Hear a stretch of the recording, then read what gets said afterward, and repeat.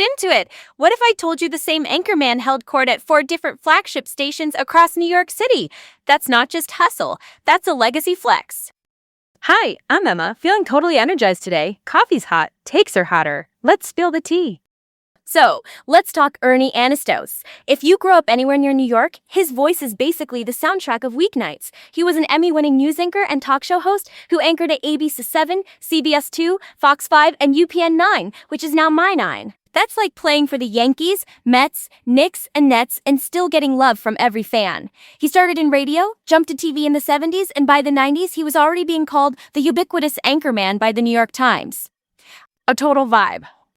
Personal story time, because I so cannot make this up. A couple years ago, I was booked to host this fashion forum, red carpet, lights, the whole influencer circus. 10 minutes before we go live, the headliner, who's a designer known for being, let's say, extra, bails. They shove me a new rundown and go, "You're moderating a tech panel now." I'm like, "Tuck, me." The girl who once called her Wi-Fi a no-go because I didn't remember the password. Big yikes.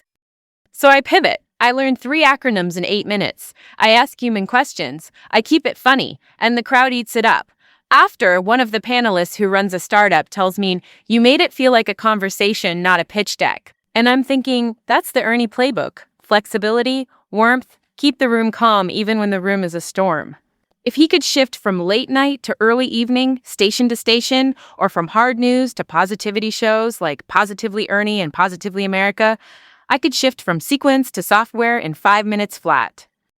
Okay, let's move on. Quick Ernie 101. Think of him like that teacher you had every year. Different subject, same steady energy. Like I said earlier, he started in radio, jumped to TV in the mid-70s at WPRI in Providence, and by the late 70s, he was in New York on WABC, holding the 11 p.m. desk and, at times, the 5 p.m. slot. The 80s were a merry-go-round. Lineups changed, shows got reshuffled, and he kept landing top chairs.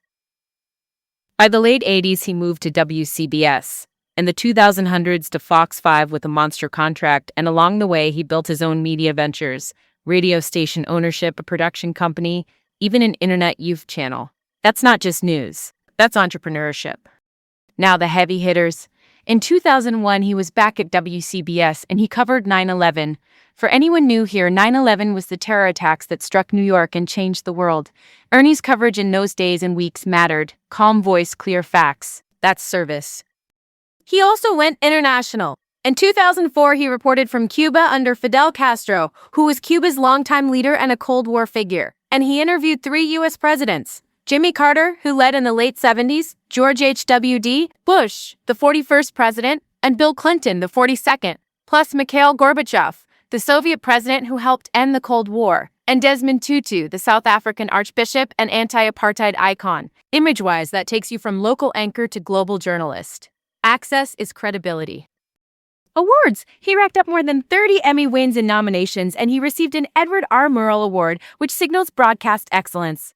He also picked up the Ellis Island Medal of Honor, which honors contributions from Americans with immigrant roots, and was named New Yorker of the Year by the Manhattan Chamber of Commerce. Oh, and National Father of the Year. Not me, but me, choking up over wholesome trophies.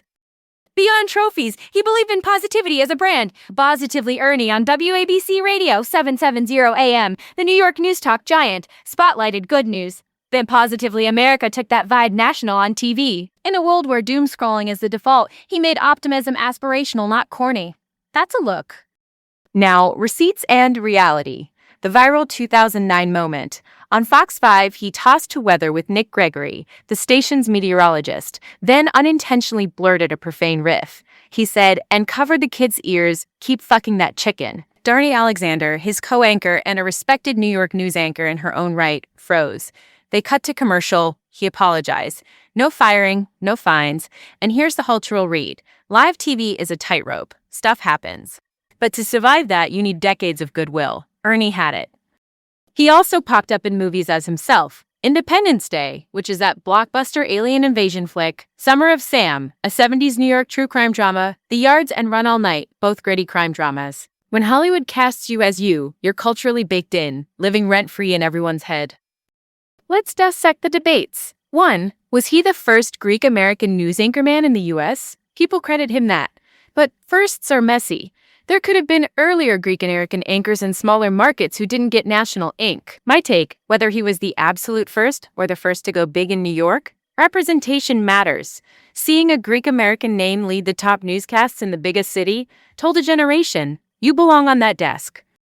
2. The Emmy math. Some bios say more than 30 awards and nominations. Others just say 30. Wins versus nods get blurred in PR land. Here's my spicy opinion. Be precise because accuracy is the anchor's currency, but the big picture is unchanged. Consistent peer recognition over decades. That's not mid, that's sustained excellence. And the Murrow detail. Some cite it as for broadcast excellence, others for writing. Murrows have categories. Either way, it signals high standards. Also, you'll hear Hall of Fame broadcaster without a specific institution named. If you're listing that, name the hall. Transparency keeps legacies clean. Just saying. Okay, pause, because this next part is everything. The man reinvented in the late 2010s.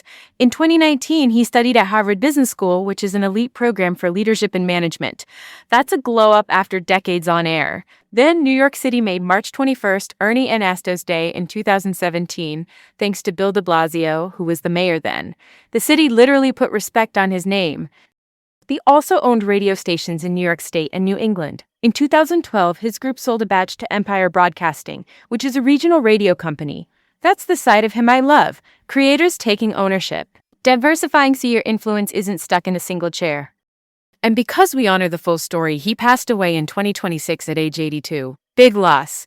But the legacy is intact. He covered the COVID era in the 2026s with that same steady tone. For New Yorkers especially, he was family room familiar. Almost like your uncle who knows everyone and tells it straight, even when the headlines are a hot mess. Pop culture permanence check. Those movie cameos, the 2009 gaffe, the positivity shows. This is why he's iconic. News anchors usually fade into the background. Ernie didn't. He crossed into film, memes, civic honors, and still came back to the desk with credibility. That's tricky. Most people who go pop lose gravitas. He somehow gained it. If you take one lesson, it's this: be the calm in the chaos and keep rebranding with intent. He turned positivity into a signature when negativity was trending. He owned stations to build security, then studied leadership to keep growing. That's a masterclass in staying relevant without losing your center. Next, we've got another media icon whose shadow still looms over today's pop culture. Think Studio Wars, think brand makeovers, think scandal-proof swagger. I'm already obsessed. So that's the tea, folks. Until next time, keep it iconic and keep your leadouts clean, honey.